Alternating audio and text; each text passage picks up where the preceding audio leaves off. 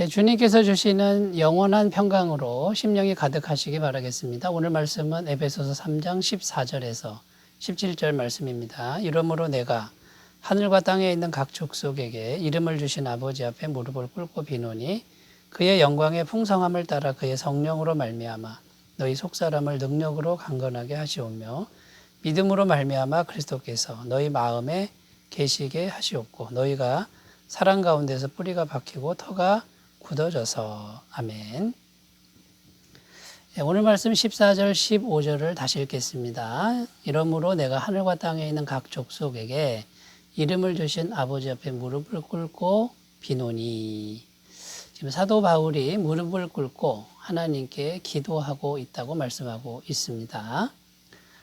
그래서 바울은 지금 교회를 위하여, 특별히 에베소 교인들을 위하여 지금 기도하고 있는데, 성경 곳곳을 보면요, 사도들은 기도를 아주 중요하게 생각하고 또 기도를 실제로 실천하는 모습을 찾아볼 수가 있습니다.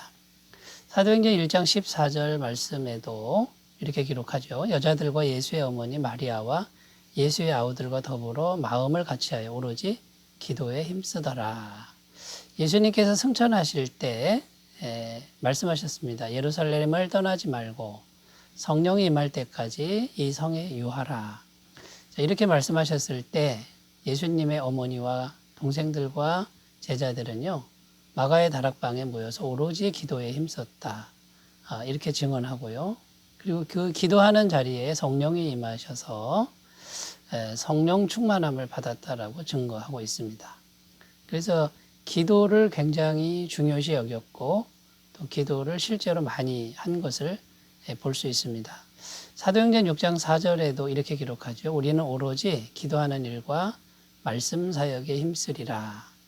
사도들이, 12사도들이 교인들한테, 성도들한테 한 말인데요. 우리는 기도하는 일과 말씀 사역만 전무하리라, 이런 뜻입니다. 그때 교회 내에 과부들 구제하는 일이 많았는데 그 일을 하다가는 기도하는 일과 말씀 사역이 방해가 된다. 이것은 옳지 않다라고 판단하고 7 집사를 세워서 그들에게 일을 맡기고 사도들은 기도하는 일과 말씀 사역에 힘썼다. 이렇게 지금 말하고 있는 겁니다. 그러니까 12사도가 기도하는 것이 얼마나 중요한 일인지, 얼마나 기도를 중요하게 생각했는지를 잘 보여주는 그런 내용이라고 할 수 있습니다. 성경에서 찾아볼 수 있듯이 사도와 성도들은요, 항상 기도했습니다. 기도에 힘썼고요. 그리고 기도할 때마다 하나님이 항상 응답하시는 이제 그런 경험을 했다라고 성경은 계속 말하고 있는 것입니다. 지금 사도 바울도 지금 기도하고 있는 거죠. 그러니까 사도 바울의 생애에서 기도가 굉장히 많았다. 우리가 이것을 기억하면서 오늘은 기도의 중요성과 또 바울 사도는 어떻게 기도했는지 이런 부분에 대해서 우리가 함께 살펴보면서 은혜를 나누도록 하겠습니다. 자, 첫 번째입니다. 기도는 마귀를 무찌르는 가장 강력한 무기라는 사실입니다. 자, 지금 사도 바울이 이렇게 시작합니다. 하늘과 땅에 있는 각 족속에게 이름을 주신 아버지 앞에 내가 무릎을 꿇고 기도하노니. 여기 보면 하나님을 어떻게 지금 표현하고 있냐면 하늘과 땅에 있는 각 족속에게 이름을 주신 분이다. 이렇게 표현하는데 쉽게 말해서 창조주 하나님이라는 거죠. 하나님이 다 만드셨다, 그런 뜻이고요. 하나님이 주인이라는 겁니다. 주권자라는 의미가 있습니다. 그러니까 하나님 뜻대로 모든 것을 하신다, 이런 의미가 있는 것인데, 모든 것의 주권자이신 또 창조주이신 하나님 앞에 기도한다. 그러니까 기도는 가장 강력하다라는 것입니다. 그 하나님이란 분이 마귀도 만들었습니다. 그러니까 마귀를 만든 게 아니라 천사를 만들었는데 배신한 거죠. 그러니까 마귀보다 더 크신 분이다라는 겁니다. 그러니까 마귀보다 더 큰 분한테 기도하니까 마귀의 어떠한 역사도 다 물리칠 수 있고 이길 수 있다라는 그런 의미가 됩니다. 성경에 보면 기도했을 때 마귀의 역사를 무찌른 경우가 많이 나오고 있습니다. 사도행전 12장 5절 말씀입니다. 이에 베드로는 옥에 갇혔고 교회는 그를 위하여 간절히 하나님께 기도하더라. 헤롯 대왕이 사도 중에 야고보 사도를 칼로 죽입니다. 그리고 베드로도 죽이려고 지금 감옥에 가둔 상태인데요. 그때 교회가 그를 위하여 간절히 기도했다. 이렇게 지금 말씀하고 있죠. 그때 교회가 간절히 기도하니까 어떤 일이 일어났냐면 감옥에 베드로가 갇힌 그 감옥에 천사가 나타나서 옥문을 다 열고 베드로를 깨워서 구원해내는 이제 그런 이야기가 사도행전에 기록되어 있습니다. 이렇게 교회가 기도할 때 기적이 일어나고 하나님께서 천사를 보내셔서 정말 기가 막힌 방법으로 구원하는 이런 역사를 볼 수 있습니다. 마귀의 괴계를 무찌른 것이죠. 또 사도행전 16장 25절 26절입니다. 한밤중에 바울과 실라가 기도하고 하나님을 찬송하며 죄수들이 듣더라. 이에 갑자기 큰 지진이 나서 옥토가 움직이고 문이 곧 다 열리며 모든 사람의 매인 것이 다 벗어진지라. 바울과 실라가 억울하게 매를 맞고 감옥에 갇혔습니다. 그런데 한밤중에 기도 시간에 바울과 실라는 똑같이 기도합니다. 찬송합니다. 그런데 하나님이 기적을 베푸십니다. 큰 지진이 나서 옥토가 움직이고 매인 것이 다 풀어지는 이런 역사를 하나님이 보여주셨다라는 것이죠.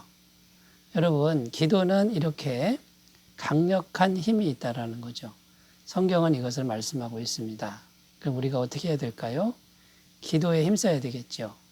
기도의 능력을 믿어야 될 줄로 믿습니다. 자, 우리의 싸움은 혈과 육에 대한 것이 아닙니다. 이것은 마귀와의 영적 전쟁이라는 것을 우리가 꼭 기억하셔서 기도할 때 하나님의 영이 함께 하시고 마귀의 계계를 물리치는 것을 우리가 꼭 믿으셨으면 좋겠습니다. 에베소서 6장 12절입니다. 우리의 씨름은 혈과 육을 상대하는 것이 아니요 통치자들과 권세들과 이 어둠의 세상 주관자들과 하늘에 있는 악의 영들을 상대함이라. 기도 없이는 마귀의 세력을 이길 수가 없습니다. 에베소서 6장 18절입니다. 모든 기도와 간구를 하되 항상 성령 안에서 기도하고 이를 위하여 깨어 구하기를 항상 힘쓰며 여러 성도를 위하여 구하라. 무시로 성령 안에서 기도하라. 항상 기도하라. 쉬지 말고 기도하라. 이것이 성경의 가르침인 것을 우리가 꼭 기억하셨으면 좋겠습니다. 자, 여러분, 기도에 대해서 우리가 알았는데 실제로 기도를 얼마나 하고 계신지 돌아보셨으면 좋겠습니다. 자, 두 번째입니다. 두 번째, 기도에 대한 가르침 두 번째, 기도하면 성령님이 속사람을 강건하게 하신다는 것입니다. 16절입니다. 그의 영광의 풍성함을 따라 그의 성령으로 말미암아 너희 속사람을 능력으로 강건하게 하시오며.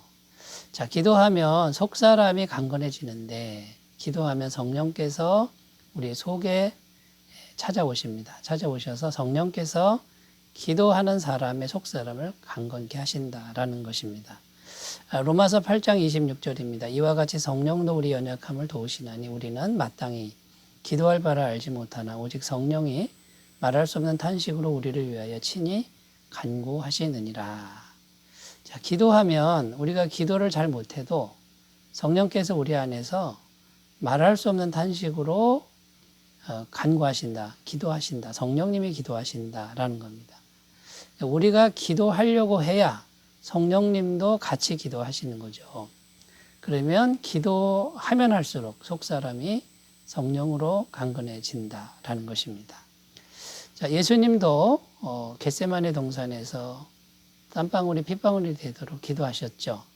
그 기도의 힘을 입어서 십자가에 그 엄청난 사역을 감당했다라는 것입니다. 마태복음 26장 39절 조금 나아가사 얼굴을 땅에 대시고 엎드려 기도하여 이르시되 내 아버지여 만일 할만하시거든 이 잔을 내게서 지나가게 하옵소서. 그러나 나의 원대로 마시옵고 아버지의 원대로 하옵소서.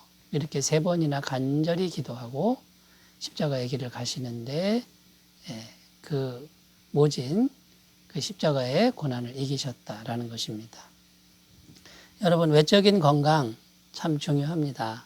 그런데요, 속사람이 바뀌지 않으면 그 건강을 가지고 죄의 길로 가고 죄를 많이 짓고 맙니다. 여러분, 속사람이 강건해지는 길을 선택하시는 지혜가 있으셨으면 좋겠습니다. 자, 세 번째, 기도의 가르침 세 번째, 기도할 때 사랑이 더욱 깊어진다라는 사실입니다. 17절입니다. 그리스도께서 너희 마음에 계시게 하시옵고 너희가 사랑 가운데서 뿌리가 박히고 터가 굳어져서. 자, 바울 사도가 기도하는데 성도들이 마음속에 사랑이 깊어지기를 기도하고 있다라는 것입니다. 이 사랑은 하나님의 사랑을 말하는 거죠. 왜 사랑일까요? 사랑이 그만큼 중요하기 때문에 그렇습니다. 자, 사랑만 있으면 충분하다라는 겁니다. 여러분, 갓 태어난 아기가 엄마 젖을 먹고 삽니다. 영양제, 비타민제 하나도 먹지 않습니다만 엄마 젖만 먹어도 쑥쑥 자라지 않습니까?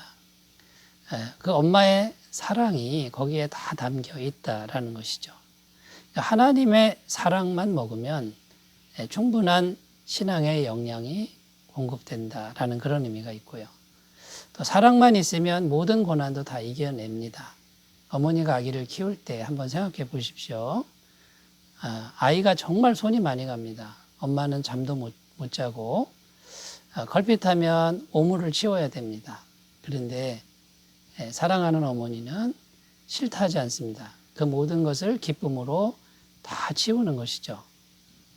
우리 마음속에 그리스도의 사랑이 들어오면 모든 고난, 어려움을 다 이겨낼 수 있는 힘이 생긴다라는 것입니다. 그래서 예수님은요, 우리에게 항상 묻습니다. 이렇게 묻습니다. 너 나 사랑하니? 이렇게 묻는 것이죠. 요한복음 21장 16절에 요한의 아들 시몬아, 내가 나를 사랑하느냐? 예수님은 다른 거는 안 찾으십니다. 사랑이 있느냐 없느냐, 이거를 찾으신다라고 성경은 지금 말하고 있는 것이죠. 여러분, 그러니까 우리 안에 사랑이 있어야 되는데 사랑은 우리 안에 어떻게 생기는 겁니까? 내가 사랑해야지. 이것도 중요한 태도입니다만 아기처럼 예수님의 사랑을 우리가 잘 받아서 먹어야 되는 것을 배워야 합니다. 예수님의 십자가를 생각하면서 나를 위해 전부를 주신 예수님의 사랑을 아기가 엄마 젖을 빨듯이 우리 마음속에 계속해서 받아들이고 채우시는 분들은 그리스도의 사랑으로 충만하게 될 줄로 믿습니다. 신앙생활 오래 하신 분들 중에 형식은 많은데, 외형은 많은데 사랑이 없는 분이 많을 수가 있고 그런 분을 보는 것이 안타깝습니다. 여러분, 우리는 신앙의 연소를 자랑하지 말고 사랑이 있는 것을 자랑하는 귀한 삶이 되셨으면 좋겠습니다. 기도합니다. 하나님 아버지, 기도하면 성령께서 오셔서 속사람을 강건하게 하시고 그리스도의 사랑으로 채워주십니다. 기도하는 사람들 되게 하옵소서. 예수님의 이름으로 기도드립니다. 아멘. 성령 충만하시기 바라겠습니다. 감사합니다.